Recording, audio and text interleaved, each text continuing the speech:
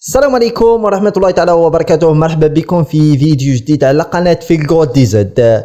إذا مثل ما شفتم في عنوان الفيديو، رياض محرز ضد باريس سان جيرمان أساسي اليوم في مانشستر سيتي، وهذا الكلام كله قلتها لكم في الفيديو السابق تاع يامس او تاع البارح. قلت لكم رياض محرز أساسي في هذه المباراة وستيرلينغ ما راحش يدخل، يعني توقع فقط، والحمد لله توقعاتي كانت تقريبا 100%. قلت لكم نفس التشكيله الا ان ستيرلينغ لن يدخل في هذه المباراه ودخول برناردو سيلفا. كما راكم تشوفوا هذه تشكيله مانشستر سيتي. في حراسه المرمى إيدرسون، في الدفاع ووكر، دياز، ستونز وكانسيلو، في وسط الميدان غاندوغان، رودري وكيفين دي بروين، في الهجوم رياض محرز، برناردو سيلفا وفيل فودين. كانت هذه تشكيله مانشستر سيتي ضد باريس سان جيرمان، والذي سيدخل باريس سان جيرمان بالتشكيله الاتيه: نافاس، فلورينزي، ماركينيوس، كيمبيبي، باكر، باريديس، دي ماريا، فيراتي، نيمار وكيليان بابي.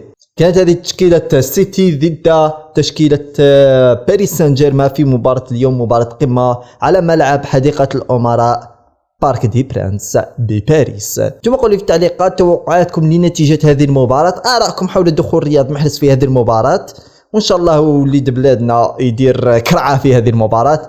المهم يا جماعه ما تنسوش تدعمونا باللايك، اشتركوا في القناه وتفعلوا زر التنبيهات، ونتلاقاو بعد المباراه ان شاء الله. والسلام عليكم ورحمه الله وبركاته.